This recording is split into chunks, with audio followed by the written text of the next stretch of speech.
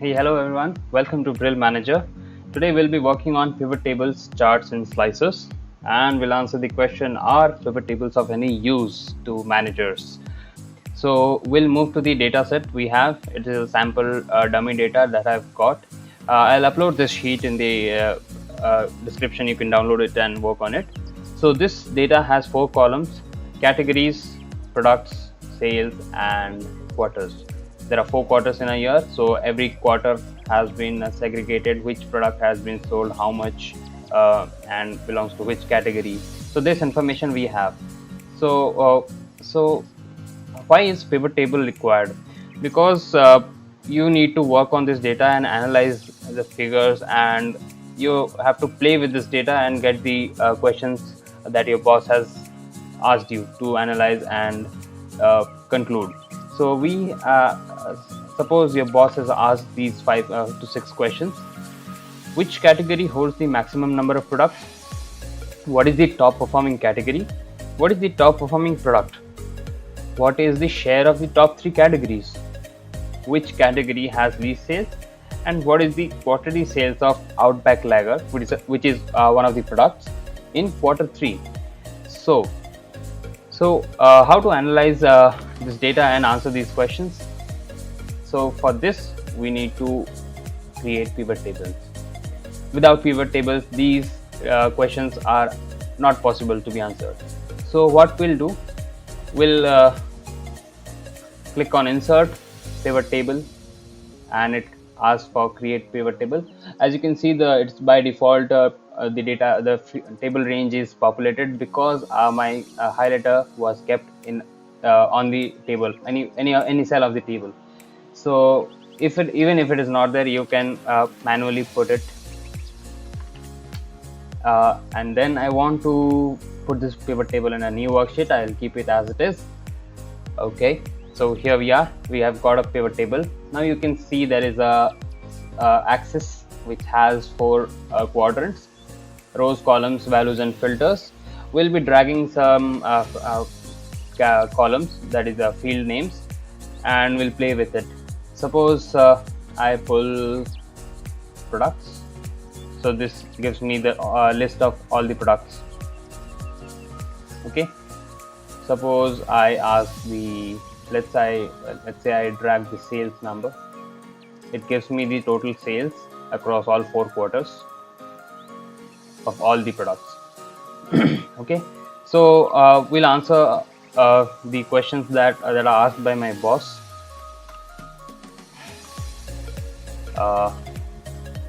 The 5 questions that he has asked us are: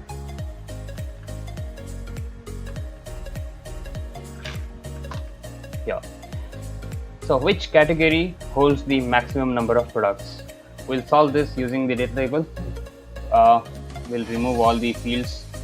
Just click it and drag it out. Which category has the maximum number of products? So what we'll do is we drag the category. There are 8 categories here, we can see. Next, we'll add product into the values column. By default, it has count of product. It can be changed, but we'll not change it because this is the data that we need now. Now I want to know the topmost performing category. So we want to sort this list in descending order. So what we'll do is click on this row labels logo, and then go to more sort options. Then it asks for ascending or descending. We'll select descending by count of product. Okay, so this sorts the list in the descending order. Now we have got the category with maximum number of products. We have got the answer to our first question. Now I'll move to the next question. What is the top performing category? We want the category versus sales data.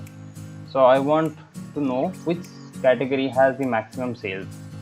Now since the data is new, I have to again put it in descending order, in the order of sum of sales. Dairy products is the highest top performing category.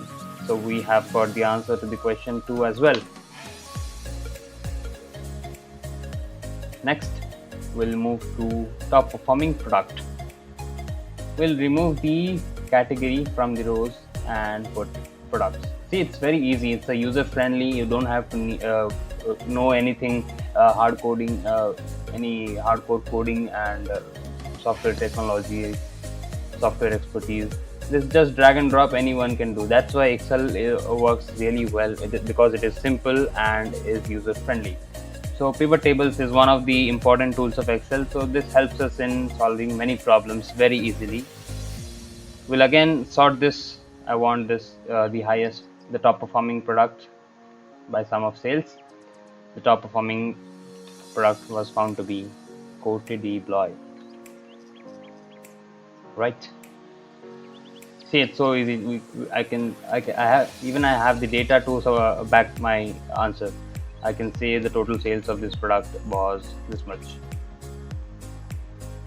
If my boss asks why this become the top performing product, because I can say that it has total sales of $46,563 per annum. Nice. So this is a difficult one. What is the share of the top 3 categories? Since we had already done the category part, this was easy. But how to know the top 3 categories share? Now I want to add one more column that tells me the share of the category sales out of the total sales. So how will I do that? I will drag sales again to the values column. See, it says sum of sales 2. I'll go to value field settings, and I'll click on show values as. It says no calculation, but I want the percentage of grand total. Okay, and number format should be percentage in decimal place. Okay, so it has given me the weightage of each category. How much does a category hold in terms of total share? We'll rename this field. We forgot to change percentage share. Okay, so we want the share of the top 3 performing categories. By this we can tell the total sum is 49.97.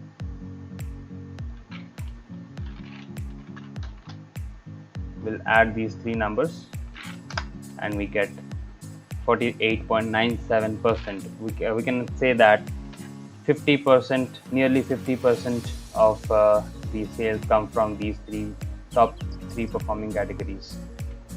Which category has least sales? That's an easy one. We will just least sales is here, produce, because it has just 8.7% of the total sales. Okay, what is the quarterly sales of Outback Lager in quarter 3? Let's say there are multiple methods to find this number, but we'll use the easiest one. We'll drag the category and bring the product to rows. Okay, so what we want is, I want quarter 3 data only. Okay, and I'll filter only Outback Lager, which is one of the products. Okay, I've got it. Outback Lager is 1252.5 rupees. We'll use this data and tell my boss that, look, this is the data you are looking for, and I have analyzed this information in just 5 minutes.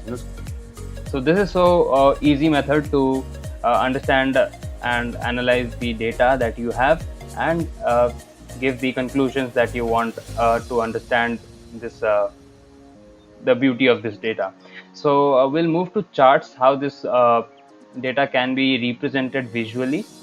So what we'll do is we'll remove all this data. We'll clear our field and we'll start fresh. Okay, now we'll add category, let's say. Okay, now we'll use pivot chart, insert pivot chart, and I want a pie chart. I want to know the category. Okay, here is the pie chart I have got. We'll remove these buttons, hide all field buttons on chart. I'll enlarge this so that I can understand the data well. Okay, now I want to change this font. Right click font, and I want to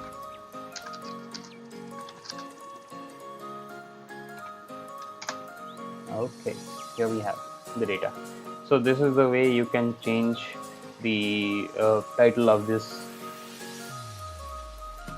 share of category sales. Okay, similarly you have I can copy this. I can copy this sheet, this control shift and drag it. This sheet is copied. Now I'll change this data. I want the products and sum of sales, and I'll clear all the filters. Okay, select all. Okay, here is the list. I will delete this because I don't need a pie chart anymore. I have a different data requirement. I'll go to pivot chart, go to bar. This is what I want. Okay, so this gives me a big graph. I'll remove some of the buttons not required here. I'll change this to sales by product,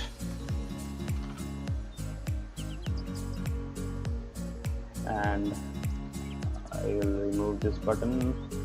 Delete. Expand this thing. See, the data is very clumsy, but I want only the top 10 performing product. So how I can do this? I'll go to row labels, value filters, and then there is an option called top 10 by default. This number can be changed if you want top 5, top 3, top 2. So this by default it's 10. So this way I got only 10 data, which is more relevant to my decision making. Now I want this in a sorted format. We'll sort this by the sum of sales. Okay, now I have a clearer picture. I can understand which product is doing relatively how much better and how much worse. So by combining this data and this data, I can prepare a good report and I can show it to my boss. There is one more thing. We can add some slicers to this. Like we'll put slicers on this pie chart. Insert and then slicer. Okay, slicer, I'll choose quarter as a slicer. Okay, see, I've got a button, 4 buttons. By selecting quarterly, now by default it was select all 4 were selected. It gives me the annual sales, but I want only quarter 1 result. So see, the percentage changes. See, because this slicer is linked to the pivot table, as I select the data, that these numbers get changed. Okay, and as these numbers get changed, the pie also gets changed. So I can select multiple data like 1 or 3. Let's say 1, 2 and 3, quarter 2 and 3. So this way the same slicer can be put here. We'll put a slicer, insert slicer and quarter. There can be multiple slicers. Here we are using only quarter slicer because we don't have much data. So see, you can change the data and analyze which, let's say I want to know the first 2 quarters performance versus second and third and fourth quarter performance. There's a slight difference in the graphs. We can see most of the products are not performing in the first quarter, but in the third and fourth quarter, almost everyone has improved from the previous quarter. So this is the way I can work on pivot tables, pivot charts, and slicers to analyze data. Now, if you want to show this to your boss in a more visually appealing format, you can put a report. I have already worked on this data, and I have prepared a dashboard which is interactive. We will be putting one more session on interactive dashboards in Excel. I have put a category slicer and a quarter slicer, and this is the data: sales by product, sales by category, and the sales trend. How are the products performing quarterly? Let's say I just want to know the beverages category performance. It is declining. Condiments is increasing.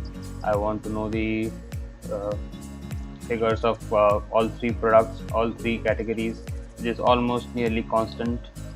The produce, which has the least sales, has a very unpredictable trend. So similarly, you can analyze data, see all the figures are changing simultaneously if I change the data here. So we'll understand this thing, Excel dashboard skills, in one more video. Till then, have a look on the data that I'm sharing, and please practice pivot tables, and I'll be conducting a short quiz on pivot tables. Please do participate in it, and it will be exciting. I'll be putting up solution videos also, and I hope this was helpful to you. And are we ready to answer the question, are pivot tables of any use? Thank you for watching.